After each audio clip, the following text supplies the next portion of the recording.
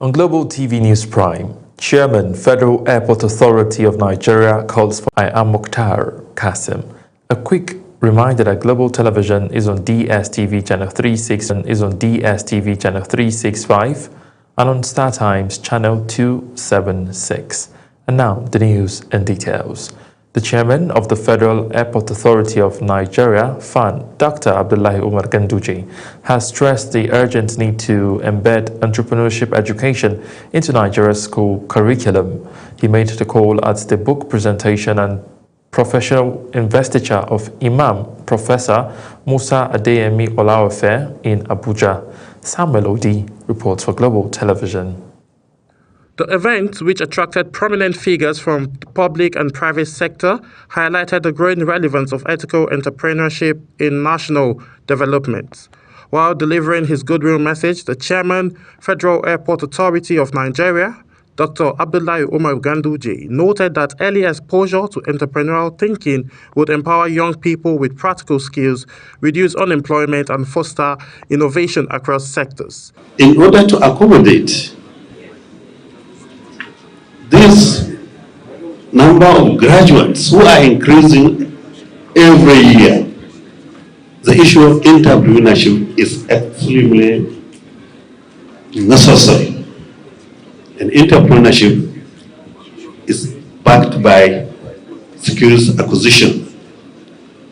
But there is a mismatch between what people read in the university and the demand of the labor market. So unless that mismatch is corrected, then the issue of entrepreneurship will still be at the back seat. The chairman of the occasion and chief of staff to the president, Femi Gbajami-Amila, commended the author for producing a work that bridges faith and commerce. He described the book as timely, noting that sustainable economic growth requires businesses that prioritize purpose alongside profits. The reason why I forced myself to be here was because of the man who is a man of God. The man who inspires us spiritually. The professional investiture of Imam Professor Musa Adeyemi was also a major highlight of the ceremony, with speakers praising his decades of scholarship, leadership, and contribution to Islamic education and socio-economic discourse in Nigeria. Musa, in his vote of thanks, thanked God for keeping him alive and also promised to continue his work to service of humanity. We pray for peace in Nigeria. May Allah give us peace all the time. And once again, I thank you all.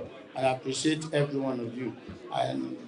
The event concluded with a call for greater collaboration between educators, policymakers, and faith-based institutions to nurture a new generation of entrepreneurs grounded in ethics, innovation, and social responsibilities. Samuel Odi for Global Television News.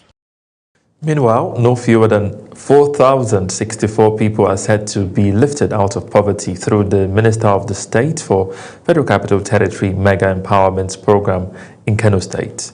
The initiative forms part of efforts to support President Bola Tinubu's renewed hope agenda for national development.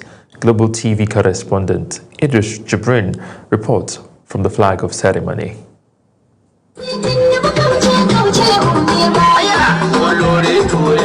It was a colorful and welcoming atmosphere as the Minister of State for the Federal Capital Territory, Maria Bunkure, arrived to cheers from supporters across Kano State.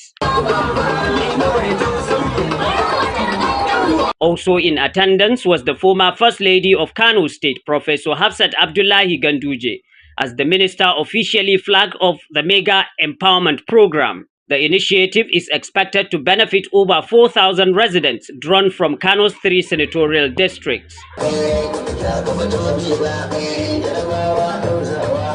Items distributed include bags of rice, sewing and grinding machines, motorcycles, tricycles, wheelchairs, and even motor vehicles. The minister says the program is aimed at improving livelihoods and reducing poverty in line with the renewed hope agenda for President Tinubu. This program goes beyond the distribution of empowerment items. It is about restoring dignity, unlocking potentials, and reaffirming our collective responsibility to ensure that no son or daughter of Kano is left behind.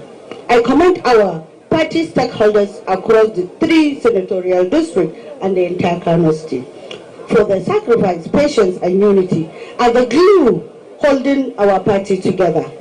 Professor Hafsat Ganduje commended the minister's contributions to societal development, describing the empowerment initiative as timely and impactful.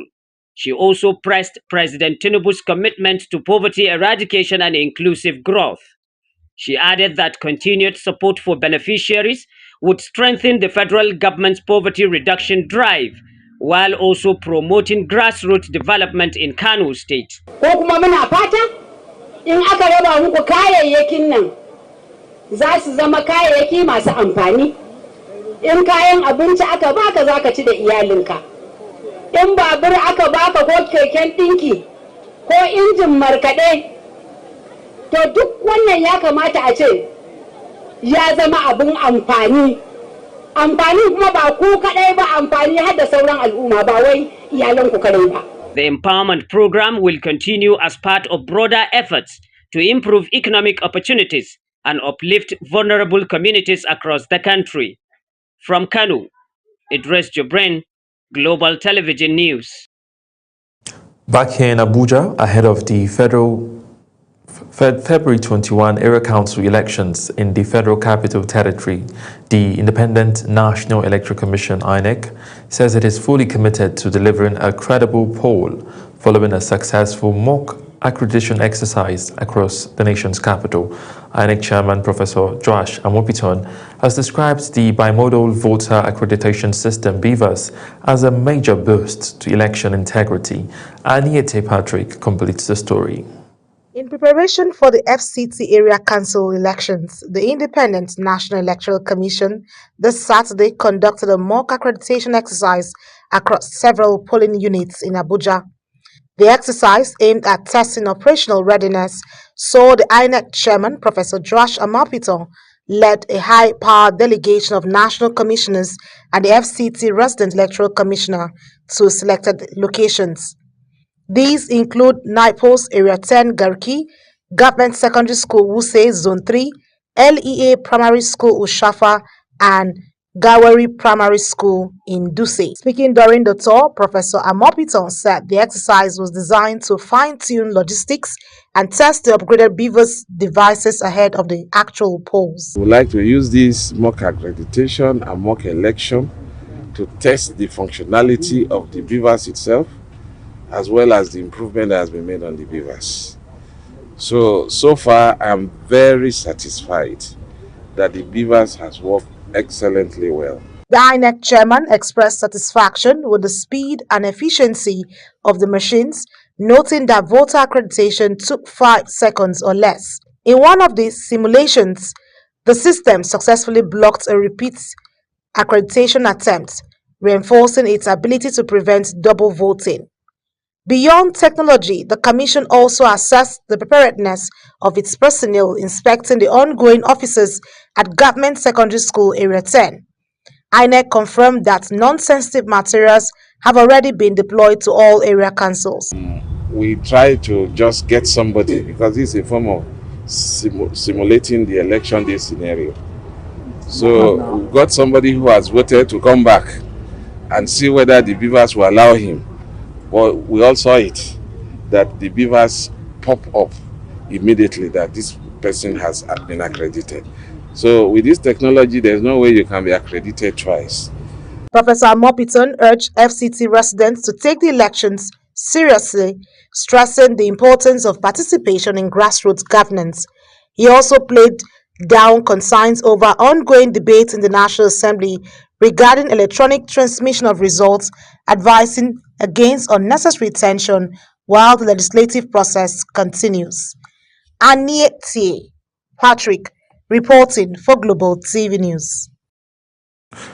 Vice President Kashim Shettima has arrived in Ilorin, the Kwara State capital, to condole with the government and the people of the state over the deadly attack on Woro community in Kaima local government area, where dozens were killed and properties destroyed. Shatima was received at the airport by Governor Abdurrahman Abdurazak, top government officials, security chiefs and party leaders alongside members of the National Assembly and state legislature. The visit comes amid heightened security operations and curfews in affected areas, with the governor describing the attack as genocidal and vowing that the perpetrators would be flushed out within 1 month. Still on security matters, a coalition of civil society organizations in Osun State has urged President Bola Tinubu to declare a state of emergency in the state, citing the crisis over political control of local government areas involving the state government and the All Progressive Congress. The call was, however, rejected by Osun State Governor Ademola Adeleke, who said the CSOs pushing for emergency rule have ulterior motives inimical to the progress of the state. In a statement signed on behalf of the coalition by the spokesperson for the Community Advocacy and Initiative for Local Government Development, Kayinsola Adebayo, the group accused Governor Ademola of continued in a brazen and disgrace and dangerous disregard for the judgment of appeal and Supreme Court, particularly those recognizing the All Progressive Congress APC-led chairman and councillors as lawful administrators of local government in the state. The Minister of the Federal Capital Territory, Nyesom Wike, has reaffirmed the federal government's commitment to developing a strategic and resilient road network across the FCT, saying the infrastructure push is driven by a directive from President Bola Tinubu. Wike gave the assurance during an inspection tour of key satellite towns, where he stressed that development must extend beyond the city center. Kabir Hassan reports. The inspection tour took the FCT minister to Karu, Karshi, Apo, Buari, and Kubwa communities, long considered outside the core of Abuja infrastructure expansion. Addressing journalists during the visit, Wike said the administration is deliberately focusing on satellite towns to ensure inclusive development across the territory. He cited Karu as a clear example, noting that all roads in the area have been reconstructed by an indigenous construction company. Went to Karu. All the roads within Karu have been reconstructed, done by one of the very indigenous contractor, Abdufal. Very happy with the job doing. The minister also addressed the long-delayed Apo Karshi route, describing it as a critical corridor that requires urgent intervention. According to him, the contract was rescinded and re-awarded to ensure speedy completion. One very important road all of us do is the Apo Karshi road. That road was awarded in 2010. Because of the importance of that road, we couldn't wait to get any longer. The excuses of the contractor. And we have to see the permission of Mr. President, and we got that job terminated. I was awarded to SCC. You can see how serious the company is. Happy that we have the opportunity to support Mr. President to achieve the hope agenda. Another major project underway is the Buari-Kubwa Road, which we can describe as vital to economic growth, noting that additional link roads are also under construction across several satellite towns. He maintained that the project represents massive infrastructure development that will transform local communities. During the visit, the minister also addressed concern over refuse management along Orozo-Karshi Road, issuing a strong warning to those responsible for sanitation lapses. Wike warned that failure to meet performance standards could result in termination of appointments. On completion timelines, the minister assured residents that they will begin to feel the impact of the project within the year. Kabir Hassan, reporting for Global TV News. State Governor Senator Hope Uzodinma has commissioned the first phase of the Orashi injection substation, a 15 MVA 33/11 kV facility, describing the project as a significant step towards achieving reliable electricity supply and driving economic growth in the state. Our correspondent Amarachi Ibe reports. Today, thank you. The governor explained that the project, executed under the Light Up Imo initiative, represents a major shift from reliance on generators to a more sustainable power-driven economy. According to him, access to stable electricity will attract investment, create employment opportunities, and improve the living standard of residents across the state. We gather here to witness a historic shift in our trajectory by providing an alternative and reliable power supply that will strengthen the power supply network, not only within our area, but in the 27 local governments of Imo State. We are moving from a generator-based economy to a productive power-driven one. The Minister of Power, Engineer Adebayo Adelabo, commended the Imo State government for taking advantage of the opportunities created by the Electricity Act of 2023. He noted that ongoing reforms in the power sector have enabled states to play more active roles in improving electricity supply through decentralization and private sector participation. I want to encourage other states across the Federation to take a cue from what is being done here in Imo State. I would describe Mr. Governor as the pathfinder. Yes, and I encourage others to follow his footsteps. He has done this to them free of charge without collecting a dime.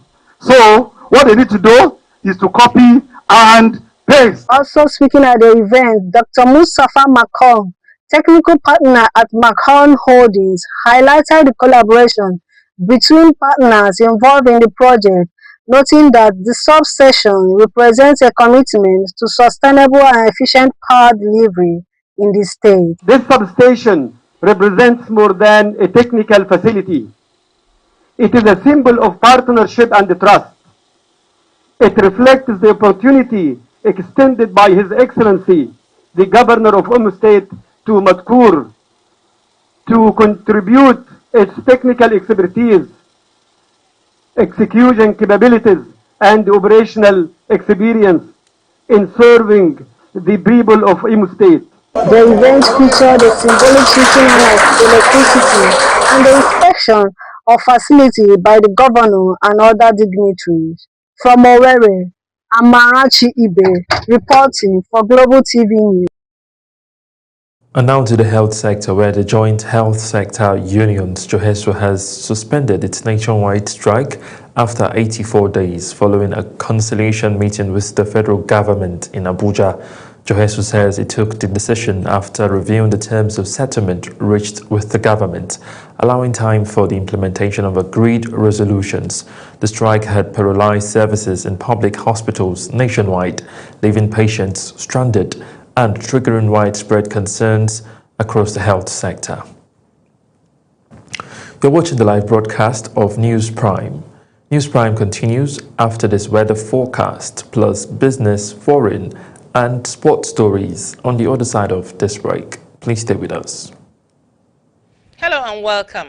As the moist winds gradually shift northward, it's opening up opportunities for increased weather activities across parts of the central states.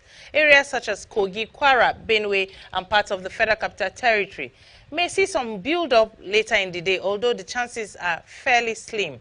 Down south, there are prospects for isolated rain showers along the coastal areas, particularly over Cross River, some parts of Bayelsa and Delta states. These chances improve as we move into the evening hours, with higher likelihood of rainfall extending across the southeastern part of the country, as well as parts of Ogun, Ondo, and Osun states, including the coastal stretch. Meanwhile, the extreme northern region is expected to experience mostly sunny skies with stable conditions throughout the day. And that's the latest on the weather for now. Do join us again for more updates.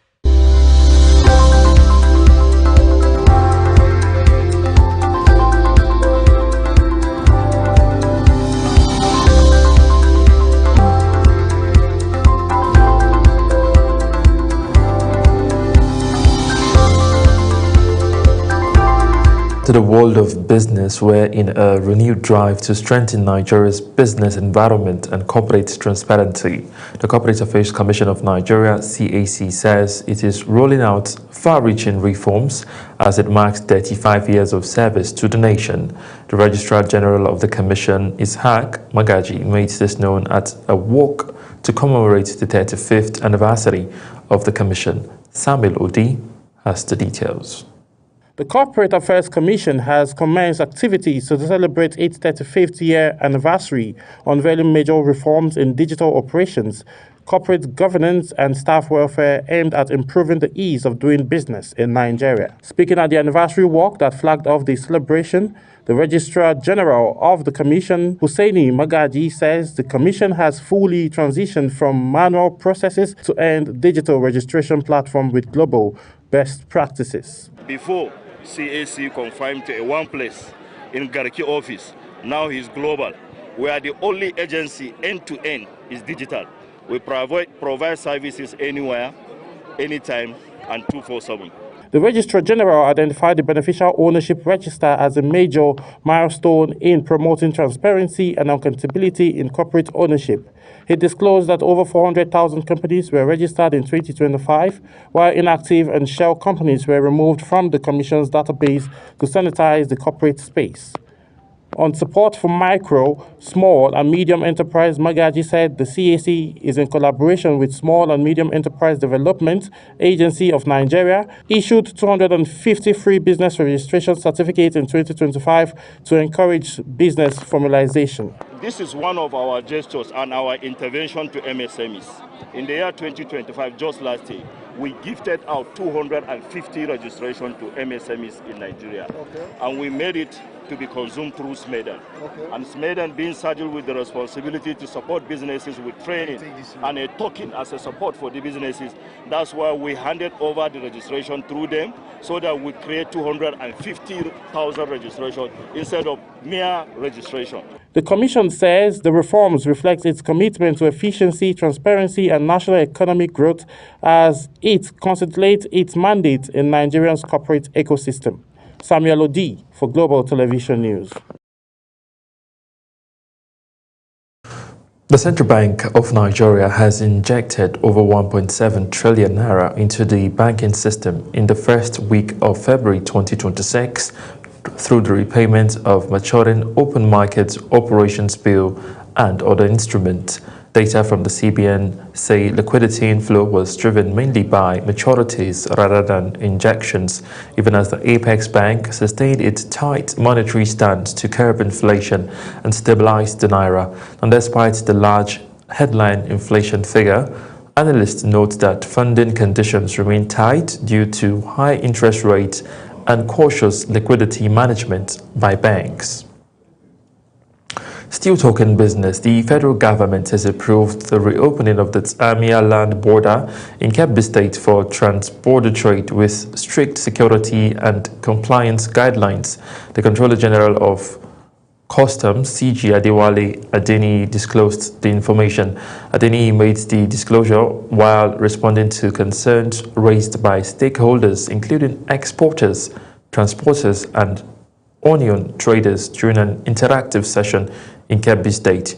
He assured economic operators that the federal government was not indifferent to the hardship caused by the prolonged border restrictions, noting that the issue had engaged the high-level diplomatic, security, and customs authorities across Nigeria and neighboring countries.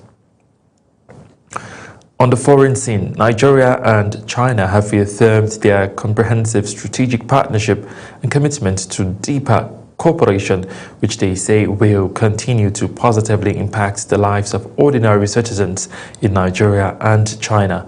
Officials from both countries made the declaration in Abuja at the 2026 Happy Chinese New Year Temple Fair, where they also marked the 55th anniversary of diplomatic relations between the two countries. Speaking at the event held at the Chinese Cultural Center, the Director General and Globalizing of the Nigeria-China Strategic Partnership, Joseph Tegbe, says Nigeria remained firmly committed to the One China principle, describing it as the bedrock of their enduring friendship. He noted that over 5 decades of ties had evolved from cordial diplomacy into a robust partnership that directly impacts citizens in both countries. Still on the international scene, at least 31 people have been killed and more than 160 injured after a suicide bomber struck a mosque during Friday prayers in Pakistan's capital, Islamabad. Authorities say the attacker detonated an explosive device at the entrance of the mosque, prompting emergency responses and hospital alerts. The attack has been condemned globally, with investigations ongoing after the Islamic State group, ISIS, claimed responsibility for the deadly attack. And now to sport. Nigeria has officially flagged off its para-badminton campaign for the 2025 World Championships in Bahrain, with Paralympics bronze medalist and world number 2 Eniola Bolaji spearheading the 3-athlete delegation. The championship, scheduled for February 8 to 14, will see Bolaji return to the international scene for the second time this year, following a commanding gold medal outing at the Egypt International Championship in January. Her recent performances underline Nigeria's growing strength in para-badminton on the global stage. Now joining Bolaji on the trip are Paris 2024 Paralympian Chigozie Jeremy, who will compete in the men's SL4 category, and Chinyenge Okoro, Nigeria's lone entrant into the women's SL4 event. The Director General of the National Sports Commission, Bukola Olokbade, reaffirmed the Commission's focus on inclusive sports development and sustained international exposure for para-athletics. As Global TV News Prime comes to an end, let's take a look at our top stories. Earlier in the news, we brought to you that the chairman of the Federal Airports Authority of Nigeria, FAN, Dr. Abdullahi Umar Ganduje, has stressed the urgent need to embed entrepreneurship education into Nigeria's school curriculum. And in business, the federal government has approved the reopening of the Tsamia land border in Kebbi State for trans-border trade with strict security and compliance guidelines, according to the Controller General of Customs. On the foreign scene, Nigeria and China have reaffirmed their comprehensive strategic partnership and commitment to deeper cooperation, which they say will continue to positively impact the lives of ordinary Nigerians and Chinese alike. And in sport, you heard that Nigeria has officially flagged off its para-badminton campaign for the 2025 World Championships in Bahrain, with Paralympics bronze medalist and world number 2 Eniola Bolaji spearheading the 3-athlete delegation. That's it on News Prime. A quick reminder that Global Television is on DSTV channel 365 and on Star Times channel 276.